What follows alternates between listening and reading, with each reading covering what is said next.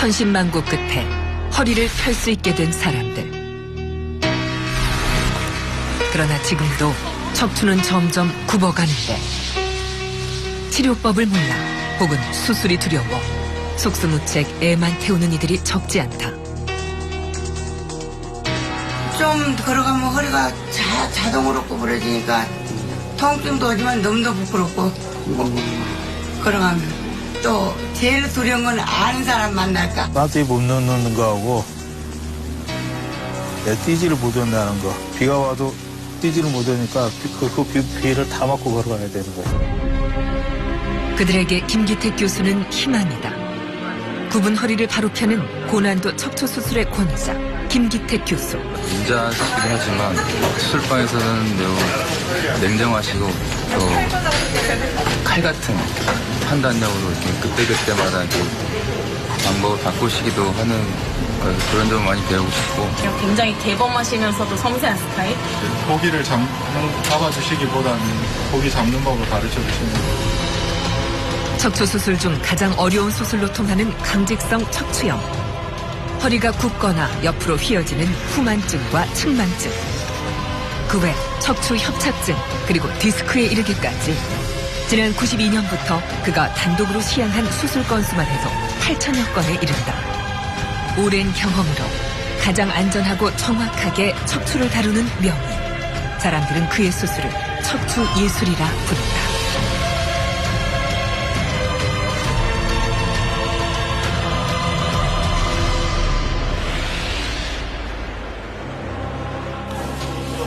올해 나이 48배 김광씨. 심하게 굽은 등. 걸음걸이가 불편할 정도다. 척추가 구부러진 건 척추에 생기는 염증 질환인 강직성 척추염 때문이다. 김광씨의 경우 이미 40도 이상 등이 굽은 상태. 사진상에도 머리가 지금 안 보이는 거로 봐서는 많이 좀 꺾어줘야 되고, 목이 이렇게 목도 약간 굽었잖아요. 그래서 허리를 너무 많이 피면 또 하늘만 보이게 어느 정도 잘 조심해서. 김기택 교수에게 수술을 받기로 한 환자. 수술을 앞두고 마음이 무겁다. 걱정은 안 하셔도 되고. 예, 감사합니다. 잘 부탁드립니다. 잘 대구에서 이제 퇴원하실 때 예. 해피하게 가시면 이제 가세요. 예. 오랜 시간 강직성 척추염을 알아온 김광씨. 상태가 급격히 나빠진 건 4, 5년 전부터다. 일상생활은 물론이고 정면을 바라보기조차 힘들어 늘 눈을 위로 치켜뜨곤 한다. 내일 오신다고? 예.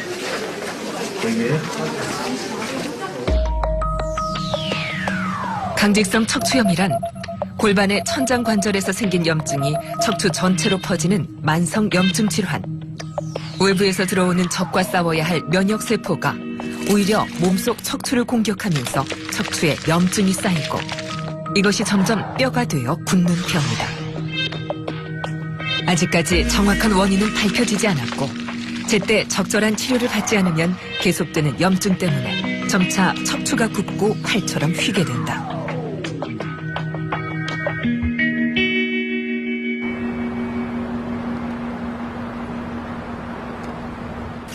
입원하셨어요? 예. 심란하세요? 덤덤하네요, 그냥. 덤덤하지요, 이제. 예. 이 원래 누우면은 잘 안 되지요. 그러니까 예. 이걸 다 기대야죠, 이렇게. 그렇죠. 그다음에 누우려면 이것도 뜨고 50년 동안 반트실 못 잤다 그런 분도 있더라고요. 수술하면은 예. 이제 자세도 좀 좋아지고 앞에 정면을 보기가 있어서 예. 생활하시기는 훨씬 편하실 거예요. 예. 위험한 수술이지만 하나도 안 위험한 수술 아니에요. 위험한 수술이에요. 예. 위험한 수술이지만 그만큼 또 얻는 게 커요. 예. 선생님 찾아왔잖아요. 강직성 척추염 수술은 다른 척추 질환에 비해 수술이 어렵고 의사도 많지 않다. 열심히 하시고요. 예. 네. 자세히는 모르겠지만 이제 병원에 가봤더니 강직성 척추염이라고 그러더라고요.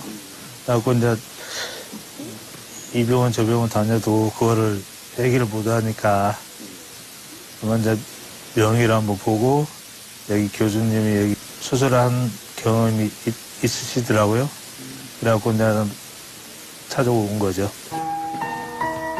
강직성 척추염 환자라 해도 약물 치료를 받으며 문제없이 일상생활을 하는 이들도 많다. 그러나 김광 씨에겐 운이 따라주지 않았다. 반듯하게 눕는 것을 포기한 지는 오래.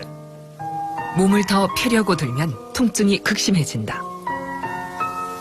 이 정도 들리는 거예요, 그냥? 예. 단. 남들 보기엔 좀 창피하다고 그래가지고 집 들어가서 가고.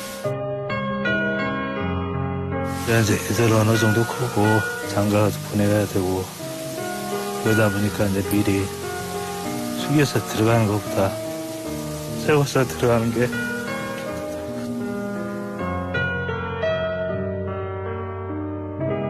암울했던 시간. 그간의 마음고생을 어떻게 다 말로 할까.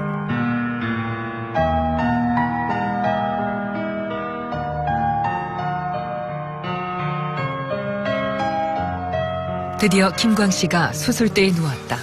그런데 여기에 지금 계속 뜨잖아요.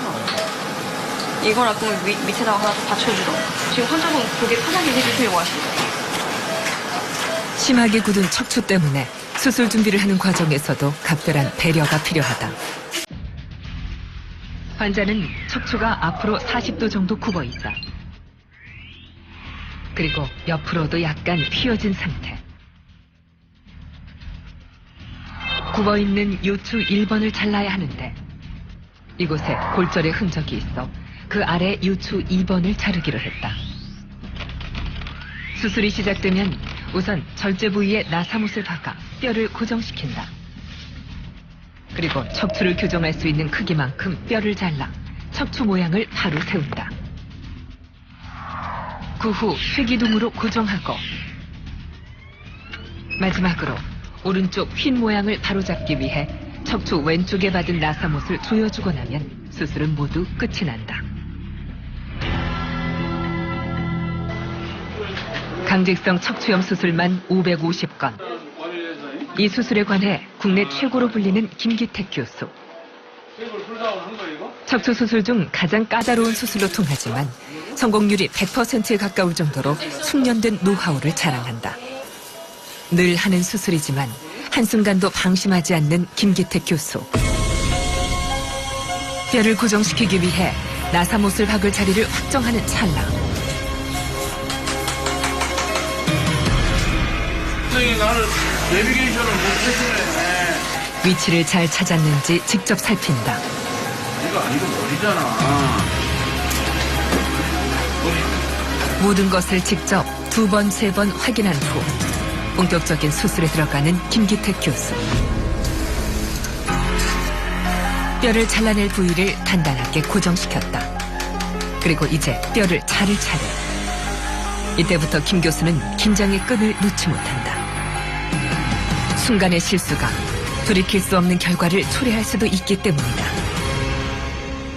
강직성 척추염이 여러 가지로 어려운 점이 있습니다. 첫째는 마취가 힘들 수도 있고, 두 번째는 강직성 척추염 뼈 자체가 골다공증이 있는 경우가 많아서 뼈가 부러질 수도 있고, 나사못을 삽입한 상태에서 이 고정력이 떨어질 수도 있고, 수술 부위가 길어서 출혈도 많이 올 수 있고 한데, 가장 어려운 문제가 신경에 관련된 문제입니다. 저희가 뼈를 잘라 들어갈 때 신경을 가운데다 두고 뼈를 잘라 들어가거든요. 그때는 굉장히 예민해지고 신경이 많이 쓰이는 순간이죠. 그런데 뜻밖의 상황이 벌어졌다. 신경하고 뼈하고 달라붙어서 염증 때문에 신경막과 뼈가 붙어있는 상황. 뼈 신경 주변에 있는 뼈를 보통 때보다 수술이 더 어렵다. 그러나 잠시 후 무사히 뼈가 잘려나왔다. 오랜 경험에서 나오는 노하우가 있기에 가능한 일이다. 마지막으로 모양을 바로잡은 뼈를 쇠기둥으로 고정시키면서 수술은 4시간 만에 일단락됐다. 과연 척추의 모양은 어떨까? 수술 전 마이너스 33도였던 척추는 플러스 11 정도로 정상에 가깝게 바뀌었다. 예상했던 대로 무리 없이 끝난 수술이었다. 여러 가지 고민을 많이 했습니다. 목도 안 움직이기 때문에 교정을 많이 하게 되면은 이렇게 된 분이 목까지 안 움직이는 상태에서 교정을 많이 해놓으면 오히려 하늘만 보게 됩니다. 목이 안 움직이니까. 그래서 자칫 잘못 수술해 놓으면 이렇게 하고만 다니게 됩니다. 그 바닥이 또 안 보여서 계단 내려갈 때 이럴 때가 굉장히 불편해 하십니다. 그래서 고민을 많이 했는데 사실은 모양은 딱 교정을 하면 제일 좋은데 약간 교정이 덜 되는 것이 환자분 생활에 훨씬 좋습니다. 왜냐하면 우리가 일반적으로 이렇게 시야가 약간 밑을 보고 있거든요. 그래서 약간 저교정하는 게 좋고. 이제 허리를 펼 수 있게 된 김광 씨. 힘겹게 마지막 고비를 넘기고 있다. 강직성 척추염 수술로 환자들에게 새 삶을 찾아주고 있는 김기택 교수. 그중 대표적인 것이 5년 전 시행한 한 환자의 수술. 상체가 90도 이상 접힌 심각한 상태의 환자였다. 워낙 심하셔서 수술을 못할 것 같습니다. 이거는 한두 가지 문제가 아닙니다. 했더니 그분은 막무가내로 수술을 요청하십니다. 그래서 왜 그렇게 수술을 하려고 하느냐. 당신 이게 죽을지도 모른다. 워낙 심해서. 했더니 내가 이 자세로 있으면은 죽은 다음에 관에를 못 들어가지 않겠느냐. 그럼 내가 죽어서도 관에를 못 들어가고 그냥 산에 묻히게 되는 거니까 내가 받아들이기가 어렵다. 아무도 시도하지 못했던 수술. 목까지 심하게 굽어 마취조차 쉽지 않았다. 그러나 수술은 대성공이었다. 이 수술로 김기택 교수는 정형외과 전문의들로부터 척추예술이라는 찬사를 받기도 했다. 수술을 한 7번에 걸쳐서 수술을 했거든요. 그래서 결국엔 그분이 서서 퇴원해서 걸어갔습니다. 그래서 걸어가고 한 1년 후에 오셔서 감사하다고 이제 굉장히 고마워하기도 했는데 그런 분들을 볼 때마다 제 스스로는 내가 이래서 외과의로서 사는구나. 또 물론 외과의로서 사는 게 어려움도 많이 있습니다. 결과가 안 좋은 환자가 와서 수술했는데 왜 이렇게 아픕니까 했을 땐 사실 괴로움도 있는데 그런 환자들 때문에 또 수술은 계속하는 것 같습니다. 그가 이렇게 어려운 수술을 성공시킬 수 있었던 데에는 남다른 학구열도 한 몫을 했다. 척추와 관련된 최신의 논문을 빼놓지 않고 읽고 늘 연구하고 고민하는 자세로 살아왔기에 자신의 분야에서 최고가 될 수 있었는지도 모른다.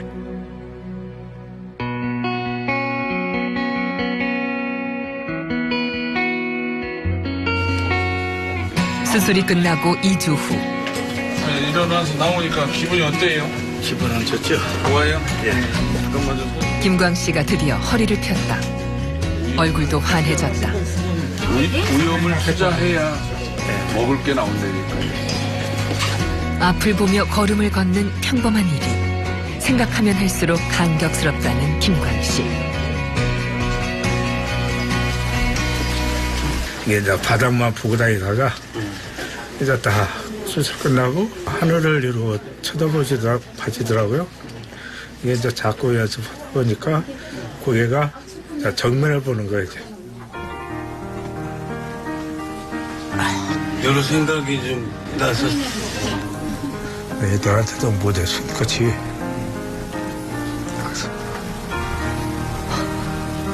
항상 그게 마음에 걸리죠. 이제 가족을 위해서 이제 희생을 해야지, 이제.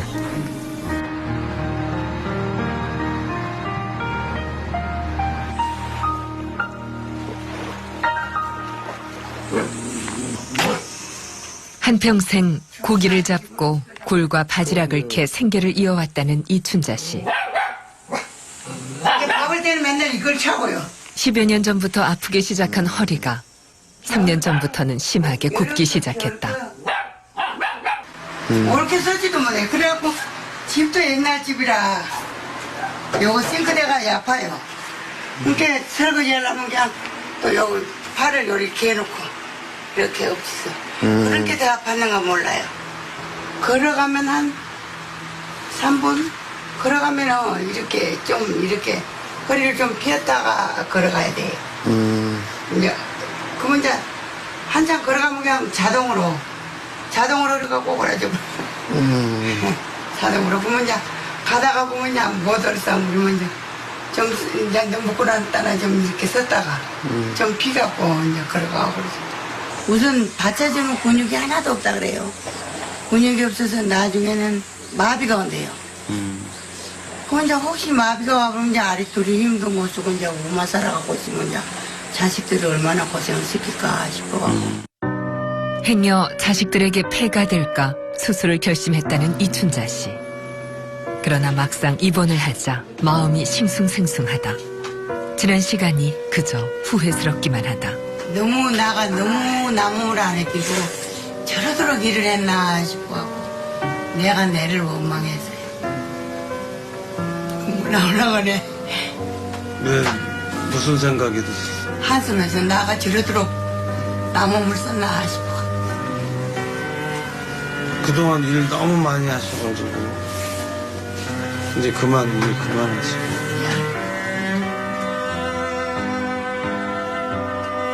과연 무사히 수술이 끝날지 또 예전처럼 다시 일어설 수 있을지 마음이 불안해지는 이춘자 씨다.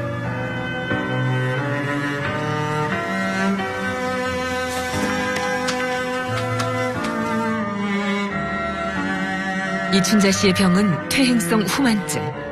나이가 들면서 척추가 굽는 병으로 대부분은 척추관 협착증이나 디스크, 골다공증을 동반한다. 뼈와 관절, 근육의 복합적인 손상으로 생기는 것이다. 후만증이 생기는 이유는 물론 여러 가지 기질적인 이유도 있겠지만 생활하는 습관이나 그동안에 살아온 패턴에 의해서도 오는 현상이 많이 있습니다. 특히 우리나라 환자분들은 젊으셨을 때 쪼그리고 앉아서 하는 일을 많이 하십니다. 여자분들은 오랫동안 밭에서 밥 매는 일을 한다든지 쪼그려 앉아서 뭐 부엌 일을 한다든지 이런 일들을 많이 하신 분들은 이 척추 근육이 있으면 이 뒤에 있는 근육이 잡아당기는 근육이 힘이 떨어지기 때문에 점점 앞으로 쏠리게 되는 거죠. 그래서 연세 드신 분들이 이제 근육 약해지고 앞에 있는 디스크 간격이 줄어들고 뼈는 부러지고 하면 점점 굽어지는 거죠. 이춘자 씨가 수술장으로 향하다. 잘 되실 거예요. 잘하고 올게요. 네, 잘 가세요. 늘 가족과 자식이 먼저였던 어머니. 이번 수술을 계기로 건강을 되찾고 편안한 노후를 보낼 수 있기를 간절히 바라는 가족들이다.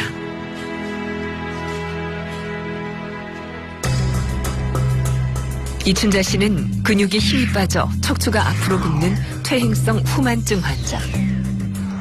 게다가 흉추 11번부터 유추 2번까지 골다공증으로 인한 골절이 있고 유추 2번부터 천추 1번까지 신경구멍이 좁아지는 협착증이 진행된 상태. 이를 모두 치료하기 위해 1, 2차로 나누어 수술을 진행한다. 먼저 1차 수술에서는 신경구멍이 좁아져 있는 유추 4번 뒤에 돌출된 뼈를 절제, 좁아진 신경구멍을 넓혀준다. 이후 흉추 10번에서부터 천추 1번까지 나사를 삽입, 뼈 교정에 사용될 쇠기둥이 들어갈 수 있도록 준비해둔다. 2차 수술은 환자를 45도 각도로 눕혀서 시작한다. 이것은 김기택 교수가 개발한 방법으로 이렇게 하면 척추의 앞과 옆을 한 번에 절개할 수 있다. 수술이 시작되면 유추와 천추 사이에 있는 손상된 디스크를 드러낸다. 그리고 1차 수술에서 채취한 자가뼈를 갈아 디스크 모양과 유사한 케이지에 담아 삽입한다. 뼈 사이에 케이지가 들어가면서 뼈는 단단하게 굽게 된다. 그리고 척추를 더욱 굳건하게 하기 위해 엉덩이 골반뼈에 나사를 양쪽으로 삽입한다. 그런 다음 1차 수술 때 삽입한 나사에 환자의 등 모양과 똑같이 맞춘 긴 쇠기둥을 고정, 더불어 유추 3번을 잘라 원하는 각도를 맞춘다. 마지막으로 수술 부위 사이사이에 뼈끼리 잘 붙도록 자가뼈를 넣어준다.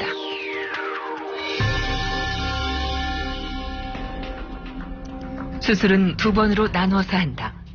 한 번에 하는 것에 비해 안전하고 수술 결과도 좋기 때문이다. 시작합니다. 오늘 수술은 그 첫 번째. 골라. 앞으로 의료진은 뼈의 모양을 바로 세운 후 그 상태를 유지시키기 위해 쇠기둥을 집어넣게 되는데 오늘 수술에서는 쇠기둥 고정에 필요한 나사못을 박는 작업을 한다. 나사못이 잘 들어갔다. 그리고 척추관 협착증을 치료하기 위해 척추신경이 지나가는 신경구멍을 넓혀주고 나면 1차 수술은 모두 끝난다. 이 과정을 거치지 않으면 뼈의 모양을 바로 세운 후 신경이 눌려 환자의 고통이 심각해질 수 있다. 일주일 후 2차 수술이 진행됐다. 두 번째 수술은 굽은 뼈의 모양을 바로잡아 고정시키는 것이 주요 작업. 우선 김기택 교수는 손상된 디스크부터 제거한다. 그리고 자가뼈를 섞어 케이지에 넣은 후 디스크를 빼낸 자리에 집어넣는다.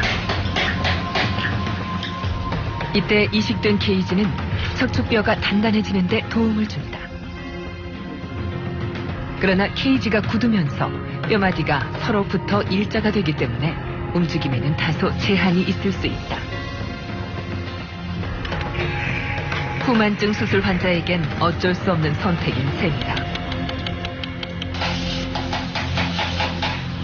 이 디스크 사이에 있는 공간을 채워주는 일종의 벽돌 역할을 하는 겁니다. 왜냐하면 척추라는 거는 앞쪽에서 이런 압박력을 이겨줘야 되고 뒤에서는 이렇게 벌어지는 힘을 잡아줘야 되는 역할을 해야 되는데 지금 이 환자분 같은 경우는 근육이 다 없어졌기 때문에 이 앞에서 받아주는 힘도 없고 뒤에서 당겨주는 힘도 없기 때문에 자꾸 이렇게 앞으로 쏠리는 거거든요. 그러니까 이 환자를 다시 재건하려면 앞쪽을 벌려주고 이 사이에다 확실한 공간을 벽돌 같은 걸 채워 넣어주고 뒤쪽에서 이렇게 벌어지는 힘을 잡아주기 위해서 나사를 받고 기둥을 세워주는 겁니다. 그 후 뼈의 모양을 바로잡고 그 상태가 고정될 수 있도록 기둥을 세우고 나면 두 번에 걸친 대수술은 모두 끝이 난다.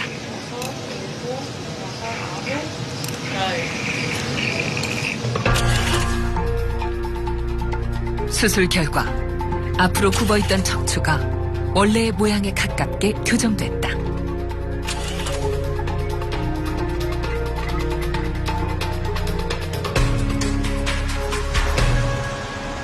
대수술을 통해 굽은 허리를 펴는 후만증 환자들.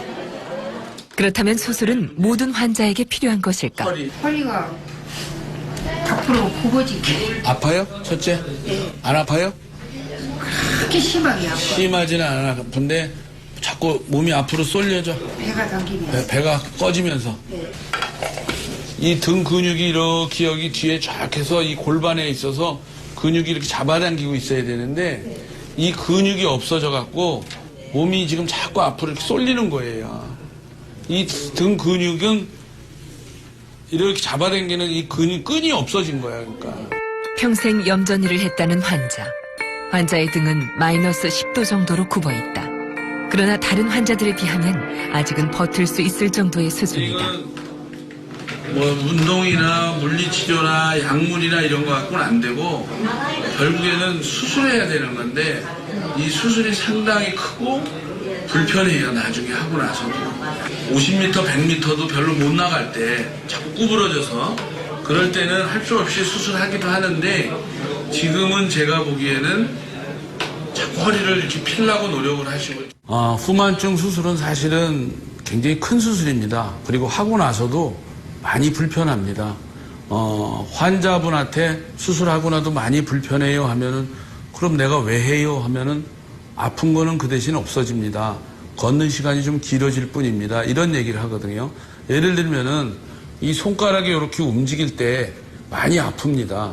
그럼 우리가 정형외과에서 이 관절을 굳히는 수술을 합니다. 이렇게 굳히는 수술을 하면 이게 안 구부러지니까 이 불편해요. 안 구부러지니까. 그 대신 안 아픈 거죠. 허리도 마찬가지입니다. 허리가 이렇게 움직여야 되는 관절인데 그걸 못 움직이게 다 고정을 세워서 이렇게 세워놓으니까 이게 안 움직여지니까 생활할 때 불편해질 수 있어요. 그렇기 때문에 환자분들은 수술하는 걸 심각히 고려를 하셔야 됩니다.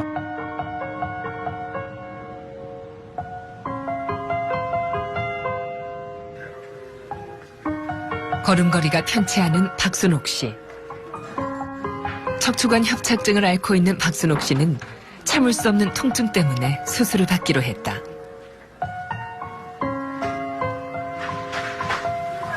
맨날 허리 아프고 다리. 지금도 많이 아프세요? 네, 지금도. 걸어다니면 쩔렁거려야 되고 많이 아프죠. 척추뼈를 위에서 내려다보면 배 쪽에는 척추체, 등 쪽에 후방 구조물, 그 사이엔 척추관이 있다. 터널처럼 등 쪽으로 길게 이어진 척추관은 뇌에서 나온 척수액과 신경다발이 지나가는 통로다.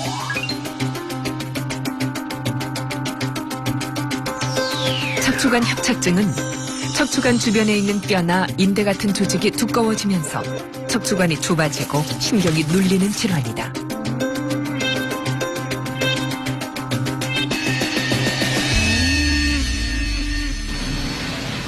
통증 때문에 일상생활을 할 수 없다는 박순옥 씨는 수술로 척추관 협착증을 치료하기로 했다. 척추 질환 중에서 가장 흔한 질병인 척추관 협착증. 박순옥 환자는 척추 중에서도 요추에 문제가 있다.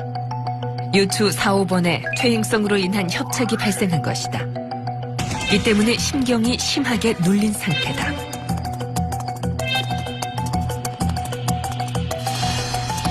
왼쪽 다리의 통증이 극심했던 것은 바로 이 때문이다. 수술은 요추 부근 등을 절개하는 것으로 시작된다. 김기택 교수는 우선 척추 뒤편에 있는 둥근 뼈를 자른다. 그리고 관절을 절제한다. 그 후 가운데로 지나는 신경을 조심스레 옮긴 후 두꺼워진 인대와 디스크를 통증이 있는 왼쪽만 제거한다.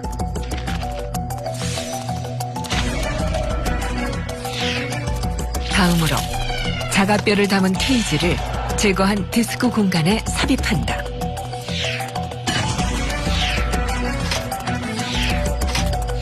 마지막으로 요추 사이가 움직이지 않도록 나사못으로 고정해주면 수술은 끝이 난다.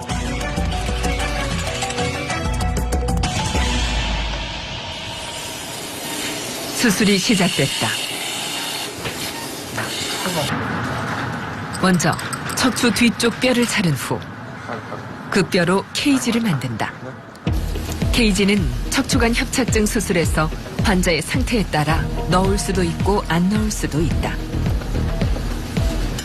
오늘 수술의 경우 신경이 눌리지 않도록 주위 환경을 만들어준 후 그 상태를 유지시키기 위해 케이지를 넣어 단단하게 고정시킨다.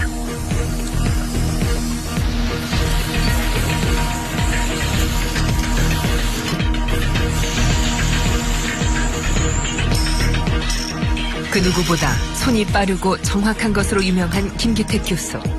수술은 순식간에 끝이 났다.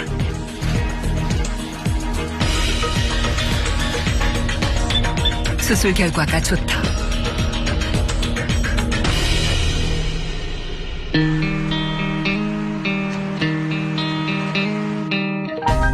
이른 아침부터 많은 환자들로 붐비는 김기택 교수의 외래 진료실.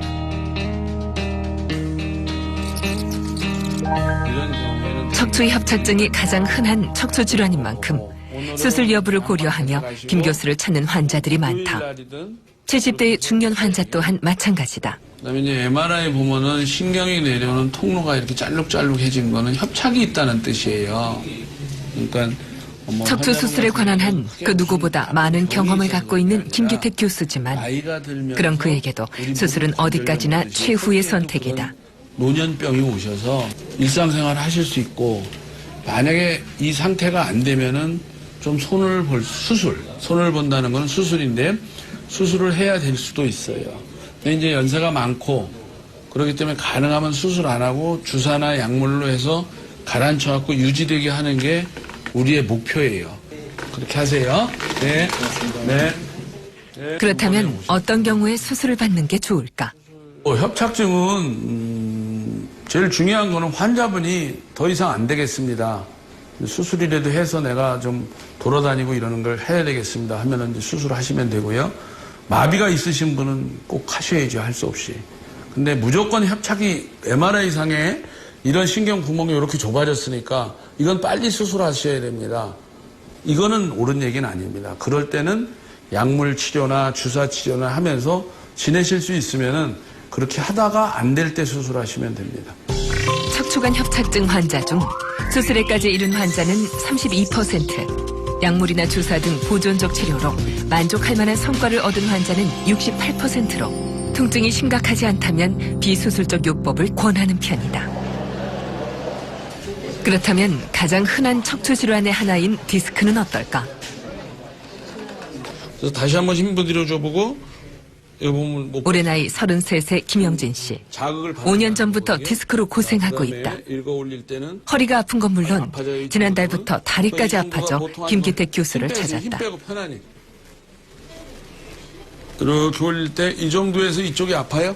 이쪽. 엉치 쪽. 오른쪽 괜찮은데 왼쪽이. 이렇게 올릴 때 이쪽이 아픈 거예요? 디스크라 부르는 질환의 정식 명칭은 추간판 탈출증이다. 우리 몸에는 척추뼈와 뼈 사이에 원반 형태의 판이 있는데 이것이 추간판으로 흔히들 디스크라 부른다. 이 디스크가 돌출돼서 눌리거나 터지면 다리로 가는 신경을 자극해 통증이 발생하게 된다.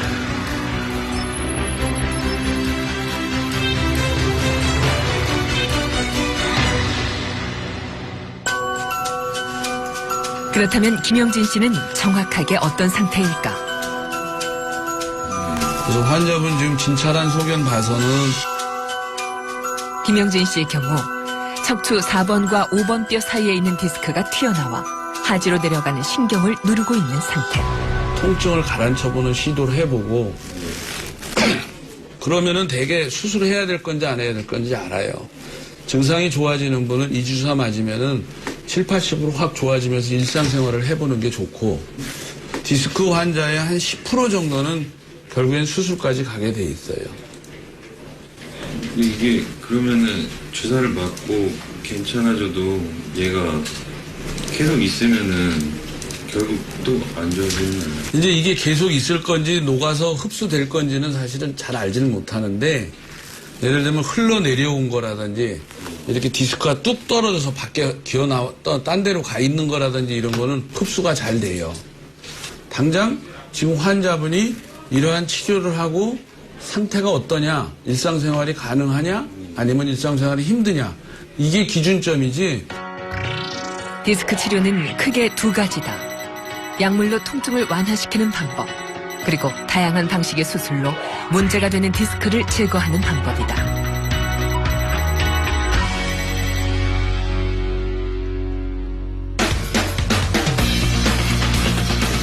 김영진 씨는 일단 주사 치료를 받아보기로 했다. 공간 아니고. 저희들이 다들이 여기 까만 거 요거고요. 여기 이렇게 신경 타고서 올라가는 중. 환자에 따라 약간의 통증을 느낄 수도 있는 주사 치료. 그러니까 디스크가 없어지는 건 절대로 아니고 하고 난 다음에 통증이 환자가 일으키는 건 염증 반응 때문에 오는 거니까 그 염증 반응 줄이는 소염제 자체를 집어넣는 거라서 염증이 잘 가라앉으면 본인의 증상이 많이 좋아질 거거든요. 그걸 기대하면서 놓는 주사 방법입니다. 67번에 걸쳐 두세 번 정도 주사 치료를 시도한 후 통증의 70% 정도가 사라진다면 치료에 효과가 있다고 보면 된다. 하지만 그런 과정을 거친 후에도 여전히 통증이 사라지지 않는다면 그때는 수술을 고려해 볼 필요가 있다. 디스크는 무조건 다 수술하는 건 아닙니다. 진단은 사실 MRI를 찍으면 가장 쉽게 진단이 될 수 있는데 치료 방법은 여러 가지가 있는 이유가 대부분은 보존적인 치료, 즉 비수술적인 치료에서 잘 낫습니다. 증상이 완화됩니다. 이 자극을 받고 있는 신경을 우리가 약물이나 주사로 해서 가라앉힐 수는 있습니다. 통증을 어느 정도. 그렇게 해서 가라앉으면 시간을 버는 겁니다. 그 벌고 나는 사이에 우리 몸에서 자정 능력 또 치유 능력에 의해서 치료가 되는 거죠. 디스크를 급하게 빨리 수술해야 되는 경우는 소변마비나 항문 주변 감각마비로 인한 증상, 그 다음에 하지가 발목이 완전 이렇게 떨어져서 안 올라갈 때, 발가락이 완전 떨어져서 안 올라갈 때, 엄지발가락, 이런 신경마비가 확실할 때는 빨리 수술해 주는 게 좋은데 대부분은 수술을 빨리 할 필요는 없습니다.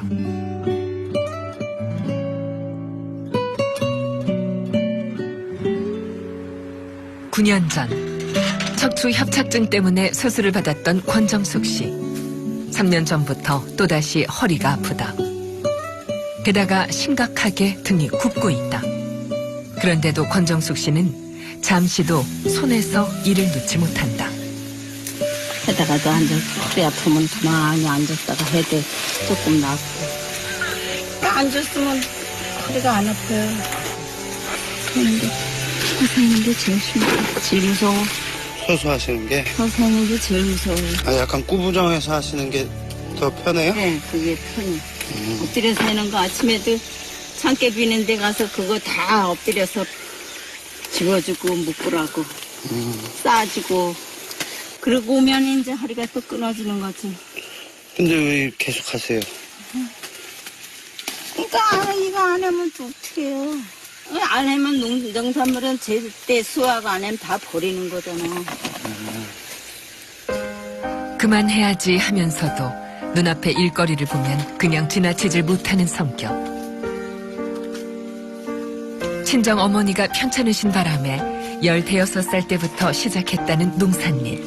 몸살이지 않고 열심히 일한 덕분에 형편은 많이 좋아졌지만 그새 몸은 골병이 들고 말았다. 척추 협착증 수술을 받고 고통스러웠던 통증에서 간신히 벗어났는데 몇 달 전 갑자기 넘어지게 되면서 또다시 통증이 시작되고 있다. 쪼그리고 일하는 습관이 나쁘다는 걸 알면서도 일을 하다 보면 어쩔 수가 없다. 매일매일 악순환이다.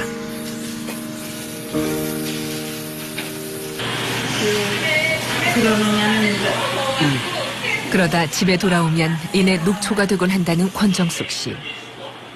쉬는 것도 일이다. 허리가 아파 몸을 미는데도 한참이 걸린다. 이게 발을 못 다니까 이게. 아프셔요? 되게 아파. 어쩔 수 없이 권정숙 씨는 재수술을 받기로 했다. 김기태 교수의 회진. 걱정을 많이 한다고요? 걱정 많이 되지. 뭐 손톱 뽑는 것도 걱정인데. 허리 수술 한 번 했는데 또 하려니까 더 걱정이지. 너무 걱정하지 마세요. 다 맨날 하는 수술이니까. 네. 그러세요. 네. 편히 쉬시고 푹 주무세요. 잠이 안 와요. 그냥 9년 전에 다른 병원에서 협착증으로 수술을 했어요. 그래서 어느 정도는 잘 지내시다가 최근 들어서 다시 이제 허리가 아프면서 등이 굽으면서 이러는 건데 결국에는 처음 수술할 때 요추 전만을 충분히 만들어주지가 못해서 생긴 건데 그 당시에는 그런 걸 잘 몰랐죠. 우리가 요추 전만이 얼마나 중요한지를. 그래서 지금 등도 굽고 뒤에 근육이 이제 힘이 다 빠지니까 아파서 조금 걷다 보면 아프고 이렇게 돼서 결국에는 내일 이제 수술을 해야 되는 예정입니다. 일도 워낙 많이 한 데다 척추 협착증 수술을 할 때 허리 쪽 뼈를 제대로 세워주지 않아 허리가 굽기 시작한 것이다. 마음이 심란하다. 강인한데 왜 그래요? 큰 수술도 2번, 3번 했어도 다 괜찮을 거야. 착잡해지 마음이. 한 빠진 것 같아. 잘 해고 나와야 할 텐데. 잘 될 거야. 조금 아프다 하시더니 이제 올봄에 넘어지시면서는 더 이상 못 참겠다. 나 이대로는 못 살겠다. 어떤 날은 차라리 죽었으면 좋겠다 이렇게 말씀하셔서 아버지하고 의논해서 가족들이 상의를 해가지고 수술해야지 되겠다. 착잡하죠. 잘 됐으면 하는 바람 정말 잘 되려니 하지만 그래도 또 혹시나 모르니까 만약을 또 생각 안 할 수는 없으니까 정말 생각한 마음이 아파요.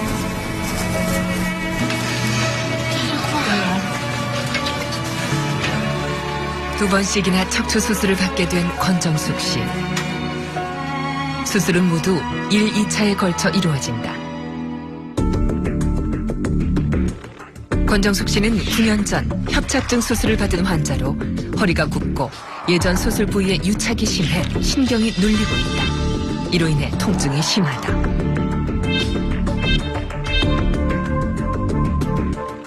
먼저 1차 수술은 등 쪽에서 30cm가량 절개한 후 예전에 수술한 나사들을 모두 박리한다. 그런 다음 흉추 11번부터 천추 1번까지 각각의 관절 사이에 새로 나사를 삽입한다. 그리고 예전 수술한 부위에 유착돼 있는 조직을 제거한다. 이후 굽은 척추를 바로 세우기 위해 요추 3번을 자른다. 2차 수술은 옆구리에서부터 골반 부위까지를 일자로 절개하면서 시작된다. 우선 디스크를 제거하고 이 자리에 케이지를 삽입한다. 예전 수술로 이미 뼈가 형성된 곳을 제외하고 요추 1번부터 3, 4번 사이에 모두 넣는다. 그리고 환자를 다시 뒤로 돌린 다음 엉덩이 쪽 골반뼈에 나사를 삽입하고 교정된 척추 모양과 똑같이 맞춘 쇠교등을 나사와 연결해 고정한다. 그 후 요추 3번을 추가로 잘라 목표한 각도로 만든다. 마지막으로 나사의 뚜껑을 덮고 수술 부위 사이사이에 뼈끼리 잘 붙도록 자가뼈를 넣어주면 수술은 모두 끝이 난다.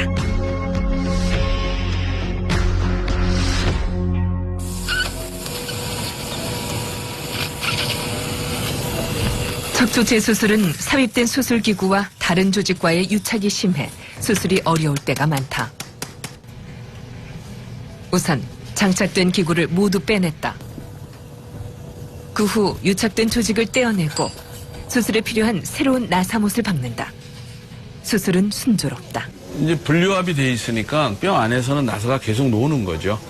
그래서 1차적으로는 다 제거했고 그다음에 더 굵은 나사를 박았고 삽입했고 다행히 유착은 그렇게 심하지 않아서 경막 파열이나 이런 건 없었습니다. 그래서 1차적으로 큰 나사못으로 받고 위에도 더 나사못을 추구했고 그다음에 뼈 이식했던 데에 다시 박리해서 다시 움직일 수 있도록 해놓고 오늘은 그 정도 했습니다. 근데 다행히 걱정했던 것만큼 큰 출혈도 없었고 유착도 심하진 않았고 그래서 어느 정도는 비교적 생각했던 것보다 손쉽게 끝날 수 있었습니다. 일주일 후 다시 시작된 2차 수술.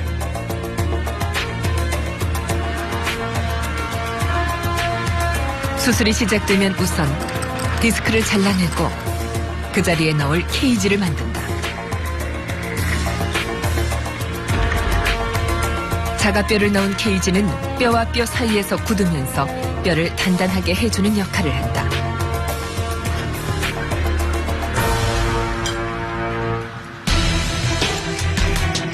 이 작업을 꼼꼼하게 해두어야 척추의 중심이 잘 잡혀 척추 교정의 효과를 충분히 볼 수 있다.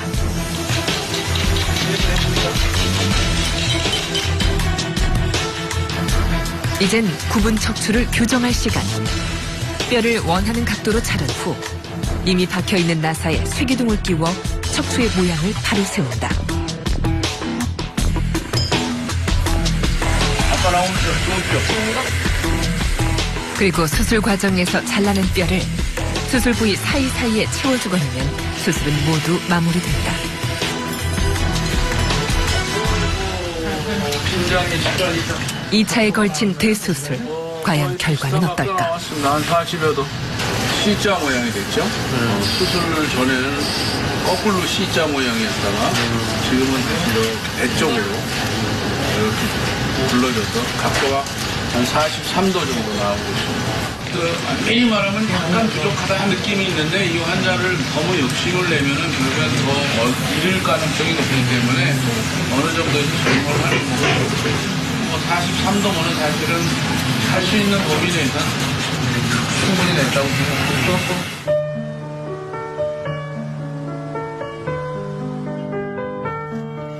수술을 받은 지 25일. 허리가 굽었던 이춘자 씨. 드디어 허리를 쭉 폈다. 지금 많이 적어졌어요.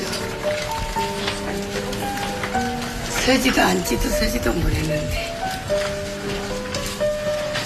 이제 허리 지금 땡기는 것도 없고 다리 땡기는 것도 없고 이거 서지도 못했는데 다 키가 컸다 그랬어요. 아, 키가 크죠? 키가 많이 컸다고. 권정숙 씨 또한 무사히 회복 중이다.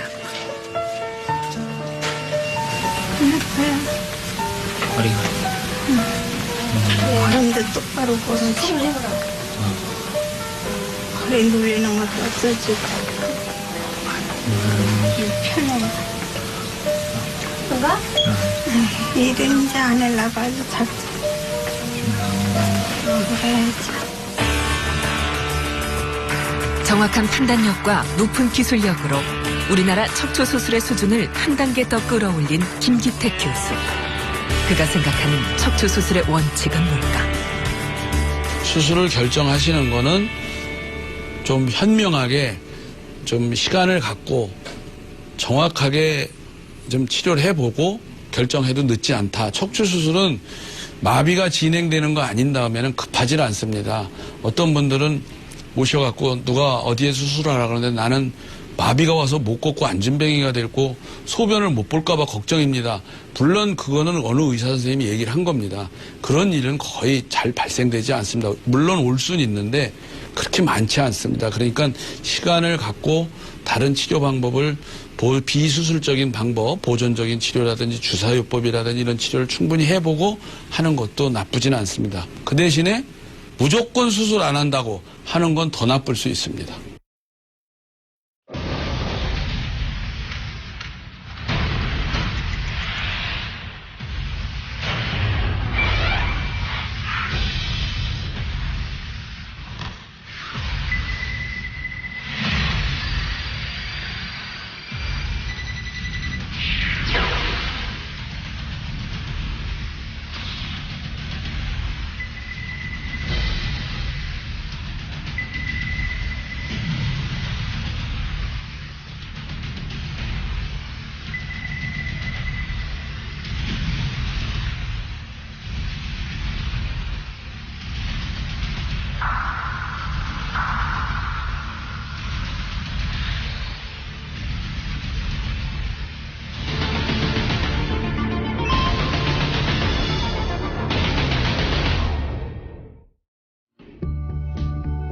남의 시선에 신경 쓰지 않아도 되고 그냥 그전에 상담도 못했는데 뛰기도 하니까. 내가 이 맛에 살아. 그러세요. 우리 교수님 진짜 신의 손을 가졌어요. 하늘이 내려준 신의 손. 건강을 위하여 화이팅!